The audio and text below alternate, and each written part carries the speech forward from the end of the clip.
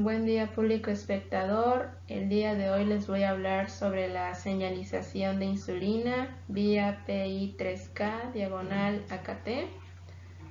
Esto pertenece al tema de vías de señalización de insulina que regulan el tráfico de GLUTs. Este es un subtema del artículo que lleva por nombre Transportadores de glucosa en la enfermedad renal diabética, amigos enemigos.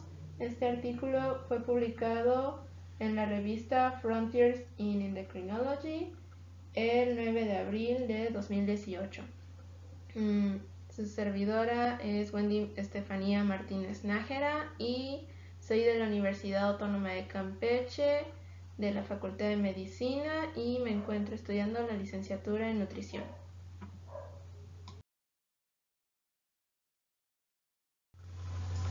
Introducción. La enfermedad renal diabética, con siglas ERD, es una complicación grave de la diabetes. Clínicamente se manifiesta como albuminuria progresiva y disminución gradual de la tasa de filtración glomerular estimada.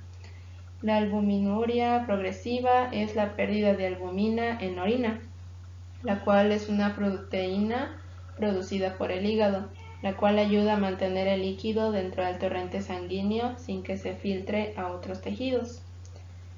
Y en cuanto a la tasa de filtración glomerular estimada, es un análisis de la sangre que evalúa el funcionamiento de los riñones, los cuales tienen filtros diminutos llamados glomérulos que ayudan a eliminar los desechos y el exceso de líquido en la sangre.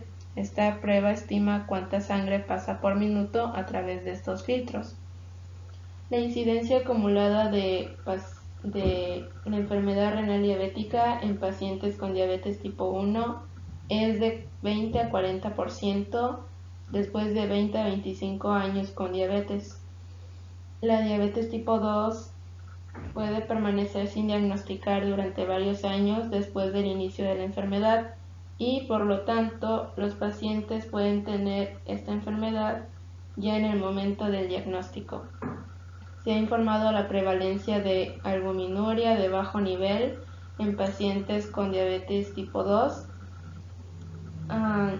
es del 24,9% años después del diagnóstico.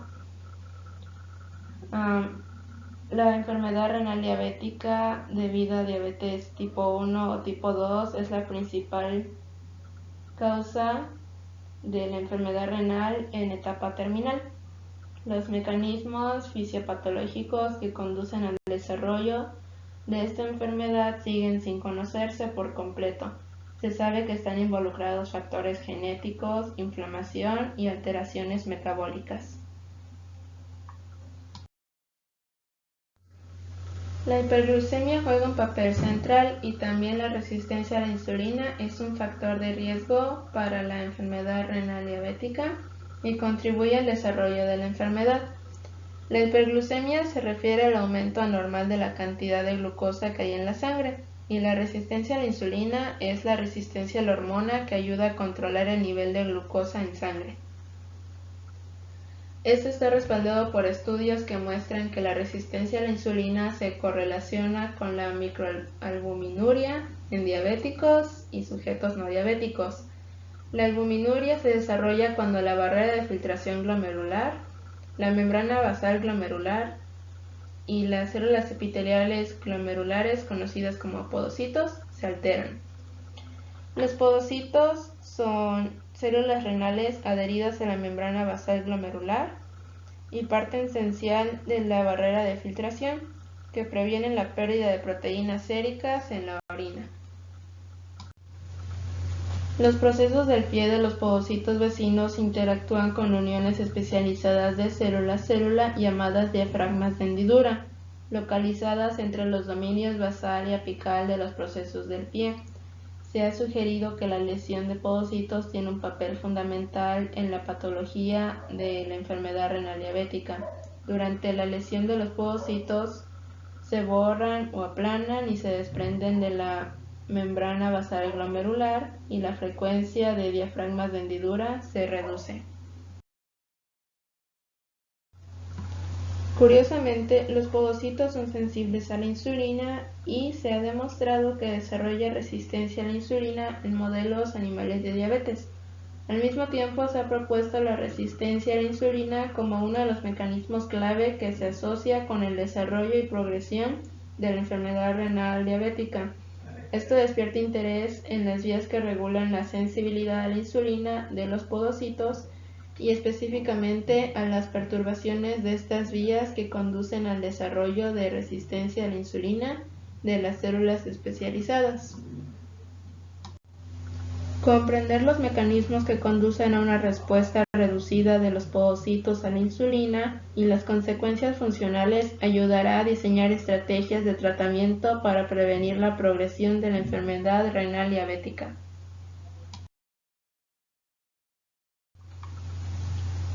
Varias revisiones recientes y excelentes resumen los efectos de la insulina sobre los podocitos y la regulación de la señalización de la insulina renal. Esta revisión resumimos la señalización de insulina en podocitos en el contexto de la captación de glucosa y nos concentramos específicamente en describir el conocimiento actual sobre los transportadores de glucosa, GLUT, y la regulación del tráfico de GLUT en podocitos. Vías de señalización de insulina que regulan el tráfico de GLUT. Señalización de insulina vía PI3K diagonal AKT. Las acciones de la insulina en las células se inician mediante la unión de la insulina a su receptor en la superficie celular. El receptor de la insulina, con siglas IR, es un complejo heterotetramérico que consta de dos subunidades alfa extracelulares que se unen a la insulina y dos subunidades beta transmembranal con actividad tirosina quinasa. Heterotetramérico significa que son miembros de una superfamilia de proteínas que hidrolizan proteínas G que funcionan como mediadores en la transducción de señales de desarrollo y de estímulos inducidos por estrés. La transducción de señales es un proceso por el que la célula responde a sustancias del exterior de la célula mediante moléculas de señalización que están en la superficie o dentro de ella. También se le conoce como señalización celular. Quinasa es un tipo de enzima que añade sustancias químicas llamados fosfatos a otras moléculas como azúcares o proteínas. Esto puede hacer que otras moléculas de las células se vuelvan activas o inactivas. El receptor de insulina existe de dos formas, A y B. El receptor de insulina A se expresa de forma ubicua y el receptor de insulina B se expresa en tejidos sensibles a la insulina, tales como el hígado, el músculo, el tejido adiposo y el riñón. La insulina también puede unirse y señalar vía factor de crecimiento similar a la insulina y IGF-IR o receptores híbridos IR/IGF-IR, aunque la insulina se une al IGF-IR con una afinidad mucho menor que al receptor de insulina. La unión de la insulina a la subunidad alfa de IR induce a la transfosforilación de la subunidad beta por otra en residuos de tirosina específicos, lo que da como resultado el aumento de la actividad catalítica de la quinasa. El receptor sufre además autofosforilación en otros residuos de tirosina. Luego, el receptor activado fosforila los residuos de tirosina en los sustratos intracelulares, incluidos los miembros de la familia de sustratos del receptor de insulina IRS1-4. Tras la fosforilación de tirosina, las proteínas IRS interactúan con la subunidad reguladora P85 de PI3K, lo que conduce a su activación y translocación de la membrana plasmática. PI3K cataliza la fosforilación de fosfatidilinositol 3,5-bifosfato para formar fosfatidilinositol 3,4,5-trifosfato con siglas PIP3.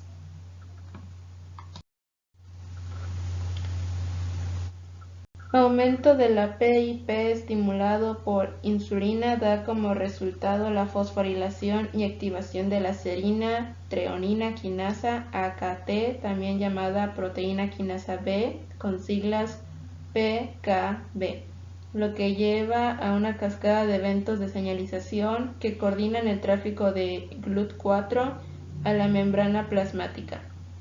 En ausencia de la señal de insulina, GLUT4 reside en estructuras vesiculares citoplasmáticas.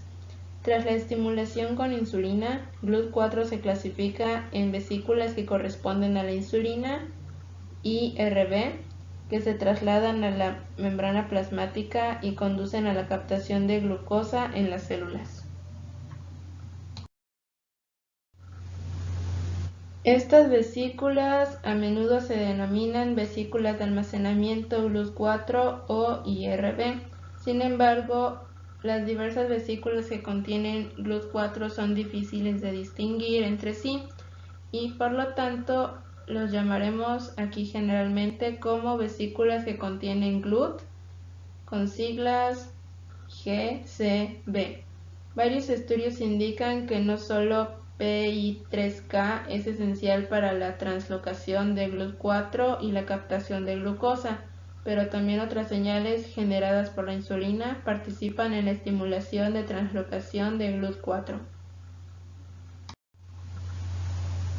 También se ha demostrado que la IR se localiza en las balsas de lípidos de la membrana plasmática e induce a la captación de glucosa en las células, vía independiente de PI3K que involucra la proteína asociada a CLB, TC10. Esta vía está involucrada por la señalización de la insulina y la captación de glucosa en el tejido adiposo y las células musculares, pero aparentemente la vía no está activa en los podocitos. Los podocitos expresan todos los elementos de la cascada de señalización de insulina, como IR, IRS1 e IRS2. Los análisis han demostrado que los podocitos tienen los niveles más altos de expresión de recepción de insulina e IRS1 en comparación con las células endoteliales, las cuales son un tipo de célula aplanada que recubre el interior de los vasos sanguíneos, y las células mesangiales, las cuales son células del músculo liso que están en materia microscópica en los riñones. Al igual que los adipocitos y las células musculares, los podocitos responden a la insulina activando las vías de señalización de la proteína quitasa activada por mitógenos y PI3K, solo que la PI3K está implicada en la captación de glucosa. En los podocitos, la insulina induce una rápida translocación de GLUT4 a la membrana plasmática, de forma similar a lo que ocurre en las células musculares y los adipocitos.